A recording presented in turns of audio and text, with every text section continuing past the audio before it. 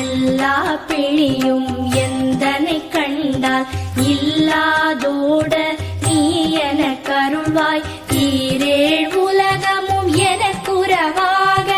ஆணும் பெண்ணும் அனைவரும் எனக்கா மண்ணாளரசரும் மகிழ்ந்துறவாகவும் உன்னை துதிக்க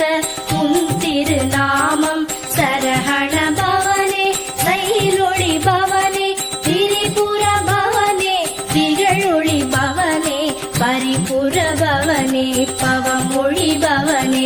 அரிதிரு மருதா அமராபதியை காத்து தேவர்கள் கடுச்சிறை விடு